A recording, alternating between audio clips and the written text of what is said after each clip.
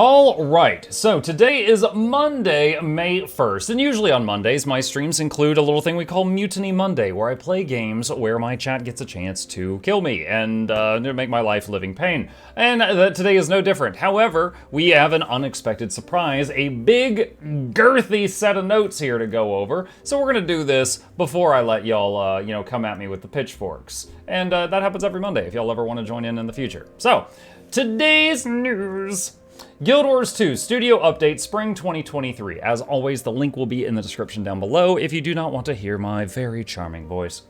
Hello, Commanders. Welcome to the latest installment of the ANET Studio Update, your go-to resource for Guild Wars 2 development news. Today, we'll address some community questions regarding our announcement back in February, share an updated roadmap through the beginning of summer, and then talk at a high level about our longer-term projects that extend beyond June.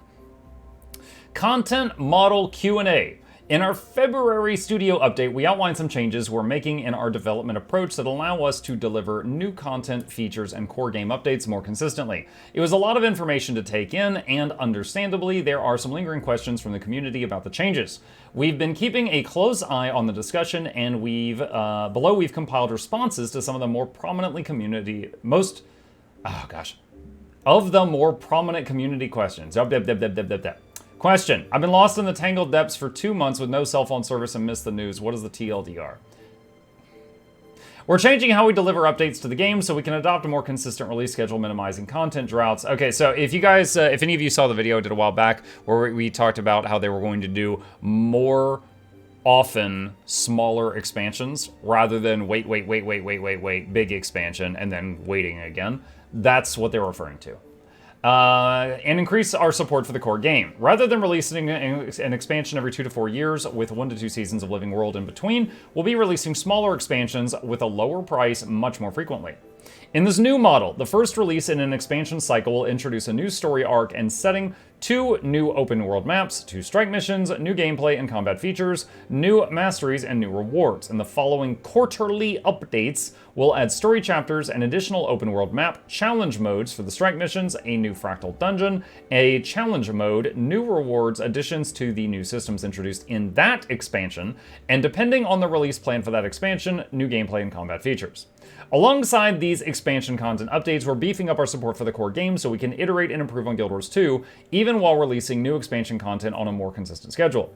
Once that expansion's year-long cycle is complete, the next expansion will be just around the corner. You can read a more detailed overview of the changes at the February studio update, and that is a link which you can click on if you need it. Question, do smaller expansions mean that there are fewer developers working on Guild Wars 2? Nope, not quite the contrary. In fact, thanks to the growth that Guild Wars 2 saw in 2022, we are increasing the size of the Guild Wars 2 development team, largely in content and systems design. So just to pause there really quickly, for those who may not know, or maybe they're just new to the community, Guild Wars 2 saw a massive growth spurt due to the success of the End of Dragons launch. They said that the amount of people that were signed in at one time during End of Dragons, I believe that it surpassed Path of Fire, which was their old record, and also the Steam launch. The launch on Steam on August 23rd, that's a date I won't forget. On August 23rd, 2022, the Steam launch happened, and that brought another influx of new players, which means more income for the company, and they get to hire more people. We've already hired a bunch of new folks since January, and we'll be opening additional roles throughout the year. Question, how does this shift result in more support for the core game? Let's start by defining the core game. Core is typically viewed as asynonymous with the base Guild Wars 2 experience, anything that doesn't require an expansion. Systems-wise, that's a huge chunk of the game. Core Tyria and the story up to level 80, professions, world v world, structured PvP, dungeons, fractals, crafting, and the list goes on. In the context of supporting the live game and our new development strategy, Core also encapsulates the long list of content and features that have been added to the game over the past decade. When we introduce features to Guild Wars 2, we want those new tools to be relevant across the entire game, past, present, and future. Yeah, like when they added the masteries for Raven locks. Or not. Because of the systems introduced in expansions like Guild Wars 2 Heart of Thorns and Path of Fire, the Guild Wars 2 End of Dragons are so ubiquitous and central to the player experience, they deserve iteration just as much as any true core system. Now, to be fair, to pull the sass out for a second, they're referring to things like Heart of Thorn gliding, Path of Fire mounts, End of Dragons, I guess like the Turtle mount. There are things from each of these expansions that are still relevant all the way to today. Over the past decade, our development strategy has skewed more toward addition rather than iteration. That's not a bad thing by default, but every development strategy has trade-offs, different pros and cons. In this case, it means that the core game took a back seat. Meanwhile, the number of features slowly crept upward, without a plan or designated resources to maintain them. Yeah, when I personally, when I think about what's changed in the core world in the past, since I've been a content creator for this game, that's been like 4+ years. The only thing related to dungeons was that they made the change to the dungeon currencies in the past 4+ years. They added one new fractal, and it got ahead of CM. So Sunqua was added. That's the only change there. And they revamped 4 world bosses. I say revamped, they kind of added a coat of polish to them. It's nice. It's a good change. It's a good change. They did that. I can't immediately think of much else related to the core game that changed since I've been here. More than ever, we're confident in our future and we're committed to long-term support for this community. This is why we're taking on projects that will keep the game healthy in the long run, like refactoring large swaths of old code, optimizing our development tools, future-proofing World v. World with a world restructuring system, and updating our engine. Improving existing systems is also a key part of our strategy for Guild Wars 2, and by rescoping and redefining future expansions, we were able to get started on core game improvements right after the release of End of Dragons. In a little over a year, those teams delivered a significant list of changes, all while Season 4 has been in development. Oh, sorry, Expansion 4! What a typo, what a misread! Expansion 4 has been in development. Okay, and then this is them kind of flexing a bit. The Return of Living Worlds Season 1, that took a lot of work. So for those that may not know, maybe you're brand new to the game, I'll try to, condense this. Living Worlds Season 1 for a long time, it was an event that happened once, and then never again. So when you were playing through the story, and you got to the point where you were at Living Worlds Season 1, you just saw a cutscene that just kind of said, here's the TLDR of what happened, and that's it. They wanted it to be playable start to finish. It was a weird hole in the, in the progress of the story, not being able to play that. Because like later on, you come back, you meet Bram and Timey, and you're like, who are these people? And they're supposed to be your best buds. And it had a weird separation there, because you didn't know who they were. So what they had to do was go back to these events and change them into solo story instances. It wasn't simply like go back and flip the switch to on. They had to change them. They had to, basically take that and rebuild them in a story way. So that definitely took some development.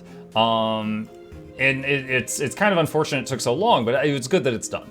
The Steam launch, updated visuals and mechanics for multiple world bosses, 4 of them. Although I still think the Svanir Chieftain has way too much hit points. Emboldened mode for raids. I completely forgot about that because it's not something that appeals to me. I've never done this feature, but yes, that was added. That allows you to, if you wipe on a boss, your players will get a little bit stronger. And you can turn it off if you don't want it. But basically, you can use it to get stronger and stronger each time you fail so that you can, get a little more forgiveness and then can beat the boss and still get the satisfaction of beating it while hopefully having learned. And then, it'll be easier for you the next time. That's the idea behind it. Reworked fractal mislock instabilities. True, they did do that. Updated default key bindings and settings for new players. They also, when I think about this, that also reminds me of when they changed the starter gear for people that boost from, was it Berserker, I think? And then, no, it was like Soldier. And they changed it to Celestial, which was an awesome change. Because if you're a new player and you don't even understand like Condi damage yet, and you're just like, wow, this attack is terrible, and it would just be like a dot. Or like your heal or something like that. So changing to Celestial was a very good thing for new players too. Custom keybinding profiles, multiple major profession updates, a new Super Adventure Box map. I mean, it's a new Super Adventure Box beta, but yes, they added content to SAB for the first time in many years. An update to Dungeon Strike Mission and Raid rewards. They revamped the dungeon currencies. The Strike Mission stuff and Raid rewards were definitely not taken well by the community because in the same swath that they did this, they nuked the drop rate of Mystic Coins from Fractals. But yes, that did happen. High contrast mouse cursors. I actually use that. If you look over on the left side of the screen, that's mine. Real quick, just for anybody who, because I get asked this like once a week. If you want this, F11, cursor contrast, off, low, high. This is not an add-on. This is built into the game. It was added less than a year ago.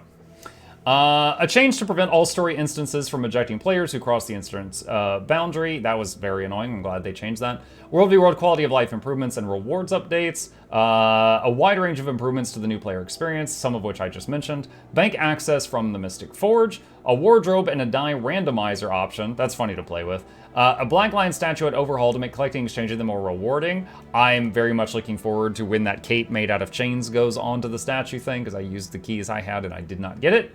Mega server map queues, great change. Allied player visual effect filtering. Spoiler. Wait.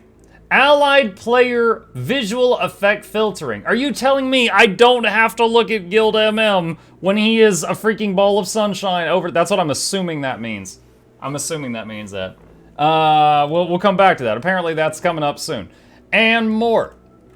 Despite that progress, there's still so much left to do. We take a lot of pride in our work in making our players happy, and there's a nearly infinite list of things we'd like to do. However, both time and development resources are finite. If you are a Norn or a warrior, or God help you both, that means limited. If you've ever heard a developer talk about constraints, that's what they are lamenting. So we must be very intentional with where we focus our efforts. For now, we're addressing systems that will positively impact as many players as possible. As time goes on, we hope to dig into more niche areas of the game. Question. The February studio update said that future expansions would include combat features and didn't mention elite specializations at all. What does that mean? That is a synopsis of one of my questions. Not saying I'm the only one that said it, but that one of the only feedbacks that I gave from the last one of these was I was like, where's the elite specs? Because guys, like many of you, I love the expansions. For me personally, my favorite part of each expansion is the elite specs. Like, hey, Seitung's great. Harvest Temple's great. But, Mechanist and Untamed and Spectre, those are nice. I like this. That's me. Because the new elite specs, add almost a breath of fresh air into every single game mode in the game. I love them so much. So I'm not saying it's easy to balance them. There's freaking 27 of them. But I was very sad to possibly think that we might not be getting any more of those. I don't know. I'm going to continue reading now. In the current design and implementation of elite specs, we feel that with every new expansion, there's been increasingly limited design space left to add new and differentiated roles for each profession. In other words, most of the playstyles that we'd like to see supported for each profession already exist, or should exist, within their existing elite spec options.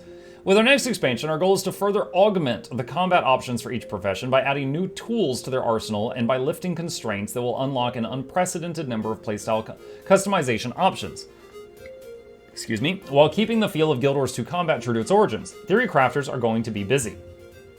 Now, they're being very vague on that. One thing I've seen suggested by people, and I want to be very clear, this is not something they've announced, this is a suggestion from players. Right now, if Scrapper gives me access to a hammer, I've seen crazy suggestions like, oh, well, what if Alchemy gives you access to a staff? What if they attach a weapon type to one of the core specializations? It doesn't have to be an elite one. They could add some stuff like that. Because you could take a weapon type that a class doesn't have, attach it to one of their core things, and then add some, some interactions with that. That's one option out of, almost thin air that they could do that would be cool. That's not them making a whole elite spec that also includes, all the gyros and, a new elite and all this stuff, and then making all the traits and things like that. Just to kind of open your mind to the possibilities a little bit. Question. How does the What Lies Beneath quarterly release differ from future expansions' quarterly releases? What Lies Beneath is what we are currently in right now with Gyaladelv. Beginning with the 4th expansion, there will be new content updates every 3 to 4 months following an expansion release. For context, there was no new End of Dragons story content released between February 22 and Feb 23, largely because the team worked on the expansion up until its release, delaying new content development until a month or two later. Also, they were working on Living World Season 1. Comparatively, the 4th expansion hasn't even been officially revealed yet, and we're already making headway on its quarterly release content. This is one of the biggest reasons we're excited about this transition. Additionally, as we laid out earlier in this blog, the 4th expansion's quarterly releases will be augmented by other types of content and feature updates that aren't included in the End of Dragons quarterly releases. Okay? Spring and Summer Roadmap Updates. Here's a more detailed look at what's to come over the next 2 months. And then we've got an image, so I'm going to zoom in on that. Spring 2023, End of Dragons update, quarterly update, what lies beneath, what lies within, Fractal, Dungeon, and Challenge Mode. Festivals, Dragon Bash coming back, gameplay systems, skills and balance updates, visual effect filtering feature, and World v World rewards update. Looking forward to reading more on this, hopefully within this very thing that we're reading, because I can already think of 2 completely different things that this could mean. Okay? May 2nd, that is tomorrow at the time of recording this, Profession Balance Update. Tomorrow's update will include profession balance changes aimed at addressing outstanding balance issues and bringing up some underperforming elite specializations like Reaper. We're keeping this update on the lighter side with just over 100 changes in total, so the team can focus on delivering a larger balance update on June 27th. More on that later in the blog. If you missed the balance update preview that was posted April 21st, you can check it out here, and there is a clickable link, and we've also gone over that in a previous video. May 23rd, new End of Dragons content, what lies within. The next update for GW2 End of Dragons arrives on May 23rd, concluding the story that began earlier this year in What Lies Beneath. Together with your allies, you'll tackle new story chapters and a new capstone encounter for the GW2 meta event that will have your squad breaking through an old tunnel to the surface to put an end to the demons of the depths. Once the danger has been cleared out of GW2, the map will enter a more peaceful state fit for exploring. Several new adventures will become available, including our first cooperative adventure featuring the Siege Turtle. Earlier, GW2 End of Dragons maps will share in the updates, with new Siege Turtle, Jadebot, and Skiff adventures. You'll also start running into an Oni in the Guild Wars 2 End of Dragons maps, stalking from the shadows to strike unsuspecting adventurers. Alongside the new content, mouse wheel's going crazy, we've got a plethora of new rewards to pursue. In addition to a bevy of treasure chests and achievements awaiting your triumph in GW2, new collections will put you on the road to unlocking a new set of armor skins fit for braving Cantha's dangers, and there will be new weapon skins and unique weapons to earn as well. This release will be the last story update in the End of Dragons release cycle. Keep an eye out for hints towards the future and look forward to the upcoming Fractal, where you can peer further into the shadows under the Jade Sea. Okay, not much to say on that, looking forward to it. June 6th, Dragon Bash will return, allied player visual effect filtering, still looking forward to the details, and World v World rewards update. The annual celebration of our penchant for dragon slaying, the Dragon Bash Festival, returns to Tyria on June 6th. The June 6th release will also introduce a new option in the settings menu, Hide Ally Visual Effects, that will give you control over whether visual effects are shown for allied players, pets, and minions. Now, does that mean I can hide another player's pets, or just hide their pets' effects? While the default setting hides no visual effects, just as it works now, you will now be able to choose from 3 new options to hide visual effects for all allied players. Hide them for allied players who aren't in your squad, or hide them for allied players who aren't in your party. Some high-impact allied visual effects that convey important information in combat, such as combo fields, cannot be hidden. Note this option only applies to allied players, so you won't be surprised by any invisible attacks from enemy players or creatures. And then let's see, hide ally visuals, none, show squad, show party, hide all. As part of our focus on core game modes, we'll be releasing another round of World v World improvements, including the addition of a new infusion from World v World, and weapons set, and new ways to spend your unused skirmish claim tickets and emblems of the Avenger. An account-bound version of the infusion can be purchased after completing an achievement in World v World. Keep Lords will also have a chance to drop a tradable version of the infusion when defeating RIP Keep Lords. Wow. Wow, that's going to be like a jackpot item. That's awesome. That's awesome. That game mode needs that. All right, so I'm kind of sad to see that this is already gone. All right, so because they specifically mentioned combos, or combo fields, what I'm guessing this means is like when you're in open world and you're with a huge amount of people and there's just a million white circles on the ground around you. I'm guessing those effects, like their spells and abilities and their white circles, are what you can hide. That's awesome. The game needs that. There is so much visual pollution and clutter in open world events. That's great. I would also like the ability to hide other players' pets. If you're not gonna give us the ability to make Jade bots a whole lot more compact, I love my Mechanist. I don't need to see the 30 other Jade bots when I'm at a world boss. It blocks too much of the screen. I would love the ability to hide other players' pets. I don't need to see that. It doesn't help me in any way. I could maybe argue just like show me the ones in my group or something, but even that's pushing it. Because one mech in a group can supply might. That's it though. Yeah, just I would like that. Remember to turn it back on for Raids and Strike. Yeah, oh yeah, you could just have it be like only show party or only show squad or something. Anyway, great job. I like the idea of this feature. I think that will be great. But I would also like, there's a suggestion for something more that I think would be good for the game. Okay, scrolling. Okay, June 27th, Cantha-themed Fractal Dungeon and Profession Balance Update. New Fractals content is just around the corner, but you're going to need to wait a little bit longer to hear the juicy details. However, we did want to share a quick note on how we're approaching its design. When we started development on the new Fractal, we took some time to review the feedback from our last release, Sunquaff Peak. One of the main themes in the feedback was that players prefer less waiting around and more action, especially when you're replaying the instance often. One of our goals in this upcoming release is to deliver a Fractal with a tighter gameplay experience, while still providing story content as Fractals do. The challenge mode is scheduled for the following update, so we can tune the encounter and address any bugs stemming from the normal version. They did the same thing with the EOD strikes, that's fine.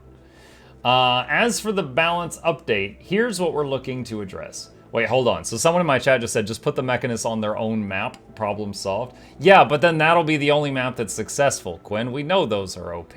Wait, I want to be on the mech map. I don't want to be on the Spectre map. Are you kidding me? Oh my god.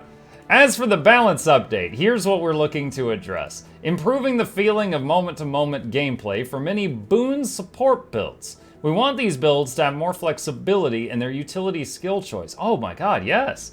And not be required to press a particular utility type on cooldown to provide quickness and alacrity. Yes! Oh my god, yes! Okay, so, there's always people that watch this that only play one class. That's fine, that's cool. I play one like 90% of the time, and then I kind of go through a rotation. So, I want to talk about that for a second. There are some classes, like, let's just assume I'm talking to people that only play one class, they don't know what the others do. There are some classes that it doesn't take much for them to apply their boon to the party. Mechanists, for example. Very easy to keep alacrity on the party if they are taking the right traits for alacrity. Literally, the mech does most of it, and you can set the mech skills to autocast, giving you a lot of freedom for what's on your bar. Okay? Opposite of that, Scrapper. When the Scrapper got access to quickness, basically what it is when you hit a gyro button, you give your team like X seconds of quickness. So you need at least, wide number of gyros on your bar to keep the quickness up, and you just mash them every time they're up. Sometimes that includes your function gyro, which is the revive one. You just waste it to give 4 more seconds of quickness, and your heal. You just burn your heal on cooldown to give more quickness. And it sucks. You have to burn your shield skills as an engineer to keep prot up on the group, so you never have your block or your interrupt when you need it. Or I should say you don't often have it when you need it if you're doing that. Or you let prot fall off so that you have the block when you need it, stuff like that. Druid. Druid as well. You take the spirits if you are providing alacrity, and you hit the spirit buttons every single time they light up to provide alacrity, and that's it. Whereas the mech, again, they're free to take whatever utilities they want in many cases. So they'll often take, Elixir Gun, Shift Signet, maybe Barrier Signet with it, something like that. Does Necro have quickness options? If they go Harbinger, they can do quickness. If they're a Reaper, they can do self-quickness. Anyway, yeah, some classes have, just baked into their traits, they provide the essential boon, and they have a lot of freedom with their skills on the bar. Other classes have no freedom with the skills on the bar if they want to provide that essential boon. Would love to see some equalization in that, absolutely. Introducing alternate play styles for some specializations, including a quickness support Deadeye and damage Druid and Tempest. Huh? Okay, very interesting. Yeah, now obviously of those things listed, Druid is one of my specialties. Druid for a very long time, simply putting a point into Druid would nerf your pet by a massive amount. So you were weaker damage dealer as a Druid just by being a Druid.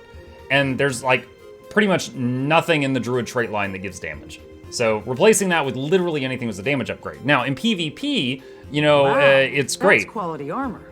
Thanks. In PvP, it's great because you lots of immobilize, annoying roots, stuff like that. It's not all about just what's your damage number. But a damage build Druid sounds wild. I would very interested to see how they pull that off. Tuning up some underutilized weapons and solidifying their roles within their professions. For example, we're looking at a further defining Ranger's Sword as a mobile power damage weapon. Yeah, Ranger's Sword. The 2 jumps you forward, the 3 jumps you backward. So usually if you're using it for DPS, you're just auto-attacking. You're just letting it go 1, 1, 1, 1, 1, 1, 1, 1, 1. Basically, you take Sword if you needed an offhand, like a Warhorn or something, and then you needed a mobility thing to go with it, so you take the Sword. Okay, interesting. Removing additional skill type specific recharge reduction traits and rolling the reduction into baseline skills where it makes sense to do so. They did this some time ago. A quick example is there was a Grandmaster trait line in Blood for Necro that made Wells have 20% reduced cooldown. They got rid of that trait and just gave all Wells, they just shaved off 20% of the cooldown, so everybody just got it for free. The goal of these changes is to give players more interesting trait options to choose from. And yeah, and that's because those skills where it's your greatsword skills cool down 20% faster, or your signets cool down 20% faster. If you're using a build with that skill, it feels mandatory. It's so good. And so they're wanting to make it be give you some freedom to choose other things. We're excited to see what new builds get unearthed after the update goes live. This excites me. This excites me for the same reason that I said lead specs excite me. Basically theory crafting and playing with builds, that's my favorite part of the game. Okay, continuing. Long-range development initiatives. Hearing about what's coming through the end of June is cool and all, but what else is there, you ask? Here's a high-level look at some of our active initiatives on the Guild Wars 2 team. Core game updates. After the Allied Visual Effect Filtering feature releases on June 6th, the team primarily responsible for core game updates will be turning their attention toward completing their most ambitious project yet. A rework of an existing core game reward system. Intriguing, right? That is the face I made, yes. This feature is still many months away from shipping, and we're not ready to talk about it quite yet, but we wanted to let you know that they'll be heads down on this one for a while. Just want to make sure you don't assume they've been kidnapped by Skrit or something. In the meantime, we'll be keeping an eye on the feedback regarding the Mega Server map queue and the allied visual effect features, and we'll be making additional changes as needed. I don't know if it's what they're talking about, but the first thing I think of when they say that, let me see if I can see it from Mistlock, is this crap. The map bonuses system. I played this game and actively for years and had already made 50 guides for this game before I had any understanding of the map bonuses system. I guarantee you, most of the player base does not understand the map bonuses system, except for the 2% that are farming bubbles. I would totally be fine if they gave that a makeover in some way, shape, or form, because it's confusing. It's It's not intuitive. I guarantee you most people don't understand it. They might not be talking about that. I don't know if they are or are not, but that's just the first thing that comes to mind. A few people in chat said maybe dungeon rewards. Also possible. Fractal relics? Maybe. Infrastructure improvements. As of April 18th, DX9 is no longer an option in the settings menu, meaning that Guild Wars 2 is now officially running on DX11. So what's next for the engine programming team? Our near-term focus is to knock out any new bugs and crashes related to that upgrade, finish upgrading our art production pipeline to DX11, and finally begin the work of removing all DX9 code from the engine. Removing this code is the last remaining step that's preventing us from moving on to the most exciting part of this initiative, which is digging into the various tech upgrades that DX11 enables for Guild Wars 2. We're going to need some time to look at the feasibility of each once we have finished removing the guts of DX9, so we don't have too many details to share yet. At a high level, our investigation will focus on two areas: performance optimizations and graphic upgrades. While there are some global graphical upgrades we'll be exploring, most of the improvements would probably come in the form of new tools and functionality that our artists can leverage for future content. Okay, cool. Yeah. So I'm definitely not like a programmer, but that is something they've said before. DX11 wasn't just about DX11 itself. It was also about all the things that DX11 would then allow them to do after that. There's so many things that they have mentioned that they would like to do, but DX9 just didn't allow it. So DX11, once they, once they're satisfied they've got the bugs out of it, they'll be able to try more things. The April 18th update also included an upgrade to Chromium Embedded Framework, the WebUI SDK that powers many of the interfaces in the game and sets us up for long-term improvements. Aside from better load times and responsiveness for the menus that leverage the tech, most of the improvements here are invisible to the player. Our engine programming team published a blog that covers the recent upgrade in detail, and there's a link there. I did not do a video on this one because I really just didn't feel like I had much to add to it. It was just a whole lot of talk about like the back end code and stuff like that. So there's a link to that here as well if you're interested in that. I have not covered that. World versus world. The team has continued to mercilessly hammer code into compliance in preparation for the next phase of world restructuring, the introduction of alliances. That work breaks down into three main categories: wrapping up the server plumbing needed to support alliances, client data management to be specific. Let me just say the music's getting a little loud for me.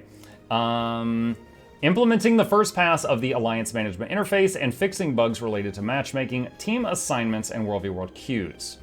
We're targeting early to mid-summer to run the first world restructuring beta with alliances. Functionality will be straightforward, but it should give guilds and alliances everything they need to manage their communities: creating alliances, inviting guilds, kicking guilds, and leaving. All players that have selected a battle guild and an alliance will be placed on a team together after the restructuring event. Prior to that, we plan to run one more world restructuring test without alliances, so we can test recent fixes to matchmaking, team assignments, queues, and some back-end work we've done to support the alliances feature. This will be our first multi-week world restructuring beta test, meaning that we'll also be able to verify that teams are properly moving into different matchups and tiers using the one-up, one-down system. We'll follow up with a date for this test once it has been confirmed. Okay? I mean, not much to add on that. The World v World Alliances thing, they have been chipping away at this since I started playing the game. So it's been such a long-term thing. At this point, it's like, it's nice to hear that they're still working on it and just kind of tell me when it's done is my mood on this, but I'm sure there are some people that are much more excited about this than I am, so there you go. Expansion 4.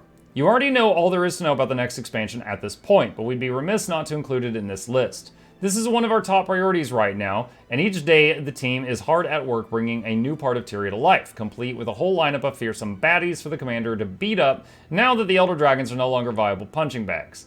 Technically there's one more dragon. Here's a small taste of what we're cooking up. All of these just look like Quagmire. Got that one big muscly arm. This one's interesting. Got like a tooth head. Okay. Are these like... What am I looking at here? I can't tell if these are supposed to be like demons, like from Giala Delve, or if they're supposed to be like crystalline. but I don't know. It's really vague. I mean, the next time we see it, they could be made of fire and be elementals next time we see them. Until next time, thank you for taking the time out of your busy day to learn about what our team is up to. We're excited about all the things lining up for the game this year, and we're glad to be sharing the journey with you. Whew! Oh my gosh, that's the end of it. Yo, that was a lot, and that was unexpected. That was unexpected. Loading wheel. Okay. Yeah, that's awesome. Expansion 4, we've got just a very tiny teaser. The World v World stuff. Infrastructure improvements. The core game updates is fantastic. Very, very interested in this. The profession balance update. You're not having to have a class just smash buttons on cooldown to provide quickness and alacrity. Yeah, I remember for a while, like, Scrappers had to hit Blast Gyro every single time it was up to provide their group with quickness. Blast Gyro at that time was a knockback. So people were constantly getting mad at Scrappers and their groups for knocking the mobs they were attacking away from them. And the Scrapper's like, I have to do this to give you quickness. I have to just hit this button every time it lights up. And then, so you know what they did to fix it? They made it a knockdown instead of a knockback, which was an upgrade, but still, it's just like, oh, can I just give them quickness without having to, like, because they never had the CC when they needed it, because they're burning their CC skill, or one of them, to give you quickness. So, it was, this is awesome. Looking forward to this. Would love to see one for hide other people's pets, mainly because they made mechs so large. The balance update tomorrow, which we covered already. Reaper's getting a fat buff, and just recapping the last year. Pretty awesome stuff. Pretty awesome stuff. Definitely some things to look forward to. Good time to be a Guild Wars 2 gamer. All right. So that's all the feedback I have on this. That's the news. As always, the links are down below, and that's my thoughts on that. And if you have any questions, problems, thoughts, concern on any of this you wish to share, put it in the comments. And yeah, I'll see you next time there's news.